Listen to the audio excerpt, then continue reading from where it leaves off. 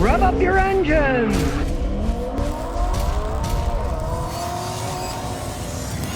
Well, if you've seen some of those videos that people put up, the driver assistance system that old Elon says is so great in their Teslas, watch some of them. Some of them swerve into a medium. They are narrowly missing poles while they're going down the road. They said it was self-driving. They didn't say what kind of self-driving. It could be the maniac self-driving, not the conservative driver, but the maniac driver who gets real close to everything. They didn't tell you what type of driver these computers are going to be.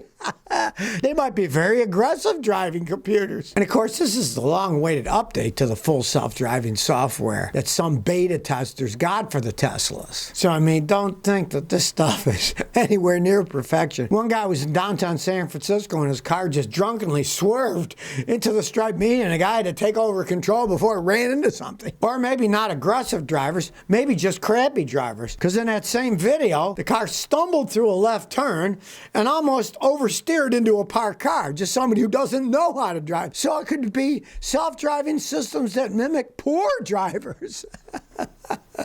Or the worst possible, aggressive poor driver. And one in Seattle almost ran into the city's monorail posts that were sitting there. So, what they say and what actually occurs, two different things, you know? And this is people with these Teslas, they've shelled up over the years for all the add-ons that it'll make them drive themselves. Well, there's $10,000 to throw down a toilet. Maybe $10,000 towards your funeral expenses if you trust it. And like some of those people got killed in wrecks from them. I wouldn't advise trusting those systems. They've still got so many bugs in them. They can't think. Computers can't think like people. They just can't. Look at the times, even something as simple as your cell phone screws up, you got to turn it off, turn it back on again. And what do we get? We get updates like every other day, it seems. It says, oh, it's updating. The computer I'm using right now, it updated yesterday, and then this morning it did another update. So, and they're not driving anywhere. Don't hold your breath on self-driving cars, believe me. Maybe they'll be able to deliver pizzas to people going 16 miles an hour, but not going down a road with people in a car. People are actually keeping their cars longer, and these ridiculous politicians that are promising, we're going to be electric by 2035, blah, blah, blah. Guess what? With the rates that cars are going today, with people fixing their old ones, not wanting to spend a bunch of money, the process goes the way it's been going with people keeping their cars, fixing their old cars. Understand, there's 278 million vehicles registered in the United States. In any year, between 12.5 million and 13.5 million of these cars get scrapped. It would take 20 years just to turn it over that they're scrapping their cars and getting another car. And of course, that would mean 100% of those people are going to have to buy electric cars, which is probably not going to happen. Now, Brian Doherty, who's the Chief Technology Officer in Motor and Equipment Manufacturers Association, says that he doubts that they'll even reach 20% electric by 2025. These politicians and their BS.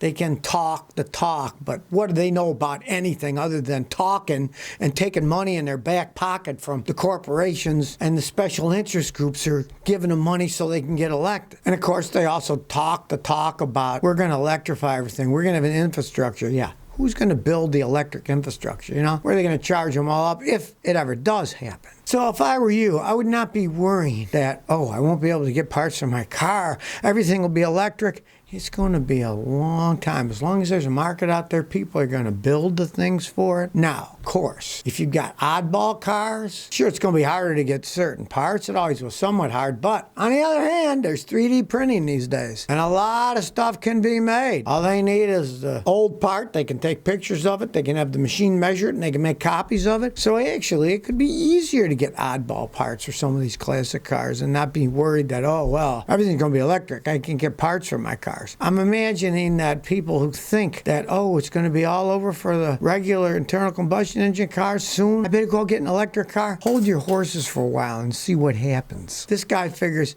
they're lucky if they'll get 20%. He figures it might be 10% by 2025. I doubt if it'll even be 10%, to tell you the truth. An awful lot of infrastructure has to be changed. A lot of people do long-distance driving. They don't want an electric car that takes hours to recharge. A long way from being reality other than than a fantasy and these politicians who we all know live in ivory towers anyways. Well, maybe Ford does have a better idea. Ford is now looking at the idea of charging electric vehicles by flat towing them. Let's say you're in the middle of Idaho and your electric car runs out of power. What are you going to do? Well, you could be flat towed. If a guy in a semi could hook up to you or somebody in a truck could hook up to you, they can pull you. And while they're pulling you down the road, your system on your car could be regenerating electricity to help recharge it. You're still going to be dependent on somebody pulling you, but at least, they pulled you a certain amount of miles. You could recharge it enough. The guy might say, okay, you got enough now to make it to the next charging station. Really half-assed way of doing it if you think about it. I mean,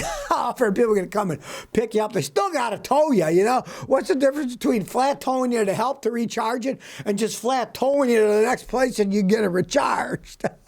They're grasping at any possible solution they can think of to make electric vehicles something that people are going to buy. What if you're stuck in the middle of the Mojave Desert? Well, the guy can come and tow you, so it recharges you. Yeah, but you still got to have another guy come and tow you. As long as he's towing you, he might as well just tow you to the nearest charging station, because if he's pulling you, towing you, it's going to take a lot of miles for it to charge the battery up any serious amount so you could start driving the thing again. I mean, the most sense of all that garbage was the failed BMW electric car they don't make anymore. They had a BMW motorcycle engine in the fender. When you ran out of electricity, when you're down to the 8-10% or whatever, it starts up. It would generate electricity with a generator to run the car. Now, they only had like a 2-3 gallon tank, so they couldn't go that far, but they could have a regular tank in it, so then you could go as far as you want. It'd make a lot more sense than having somebody come with a semi and towing you down the road to help recharge your battery. I mean, we're really grasping at straws here to try to push people to buy these stupid electric cars. And thinking of liability, somebody's towing your car flat,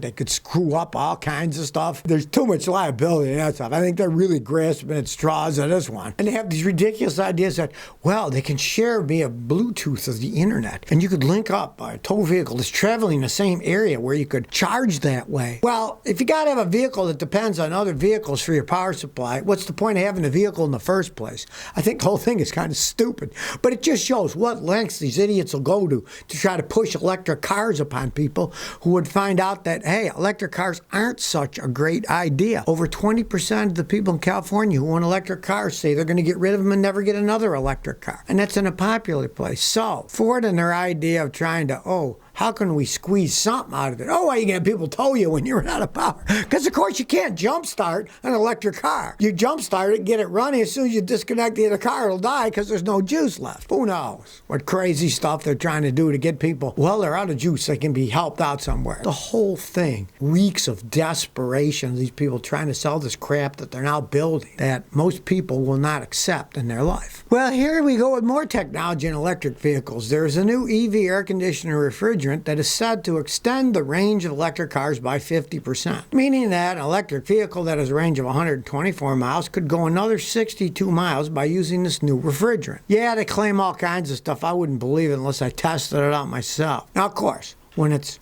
really hot outside, they use a lot of power to run the air conditioner. Now, Japanese air conditioner maker Daikin claims they have a refrigerant for electric vehicles that can extend their range by up to 50%. And this project is scheduled to go on sale by 2025. Yeah, it must be a great thing. It's going to be another 4 years before they put it in, right? They say that the new thing uses less pressure to compress it and stuff, so it works more efficiently. Now, of course, they want to charge more money. They said it's going to cost about $270 a year to install this new type of refrigerant, right? It takes a couple minutes to swap it out. It's just they're going to charge a ton of money for the stuff. And me, I'm not holding my breath. I don't believe that you can extend the range by 50% just by changing the refrigerant they're using. It sounds like a load of baloney to me. It's like years ago, guys would say, you put this air filter on, you get 20% better gas mileage and more horsepower. Load of baloney. And I think this is a load of baloney too, especially since they say, it might be for sale by 2025. Obviously, this stuff isn't a miracle that's going to work that well. Otherwise, they'd be selling it right now, wouldn't they? They wouldn't be waiting 4 years to sell the stuff. Death LaPrace 18 says, I got a 2006 Toyota Tundra with 177,000 miles. I want to get rid of it for a 2003 Tacoma. It has 183,000 miles. Cheapest in the area. Should I do this or not?